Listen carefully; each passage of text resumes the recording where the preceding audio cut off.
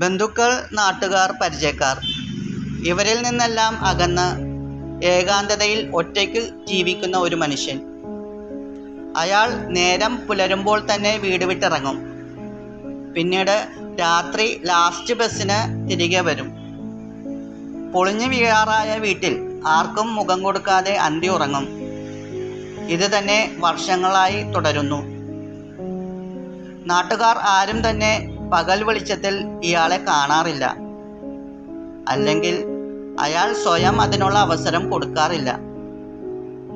ഒരു വട്ടൻ പലരും പറഞ്ഞു, സഹോദരനും ഉറ്റബന്ധുക്കളും തൊട്ടരികെ താമസമുണ്ട് താനും.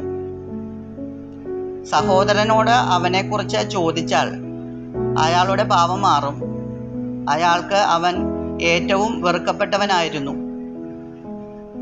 എറണാകുളത്തെ ഒരു ഹോട്ടലിൽ ഞാൻ ചായക്കായി കയറി. ദേ അയാൾ കുറച്ചു മാറി ചായ കഴിച്ചു നിൽക്കുന്നു. അപൂർവമായി ആ നാട്ടുകാരനെ കണ്ട സന്തോഷത്തിൽ ഞാൻ അടുത്തു ചെന്നു.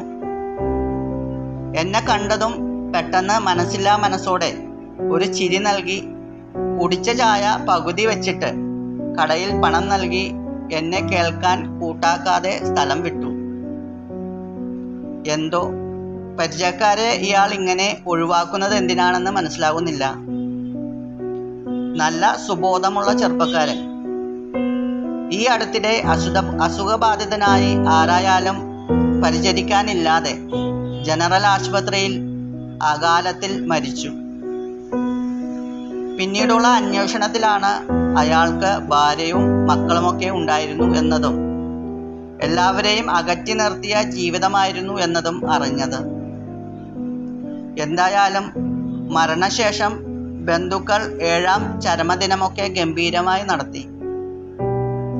ജീവിച്ചിരുന്നപ്പോൾ ഒരു കാലിച്ചായയ്ക്ക് പോലും വിളിക്കാത്തവർ, അവൻ്റെ പ്രശ്നങ്ങളിൽ താങ്ങായി നിൽക്കാതെ ഒരു പ്രഹസനം പോലെ ഉറ്റ ബന്ധുജനങ്ങൾ. ആർക്കു വേണ്ടിയായിരുന്നു ഈ ചടങ്ങുകൾ? വചനം ഇങ്ങനെ പറയുന്നു, അയൽക്കാരനെ തന്നെ പോലെ സ്നേഹിക്കുന്നതിൽ എല്ലാ നിയമവും അടങ്ങിയിരിക്കുന്നു. ജീവിച്ചിരിക്കുമ്പോൾ ആത്മാർത്ഥതയോടെ സ്നേഹിക്കണം. അല്ലാതെ മരിച്ച് കിടക്കുമ്പോൾ കെട്ടിപ്പിടിച്ച് കരഞ്ഞിട്ട് എന്ത് കാര്യം? സ്നേഹം അത് ജീവനുള്ളപ്പോൾ കൊടുക്കാനുള്ളതല്ലേ? നമ്മുടെ കാര്യമോ?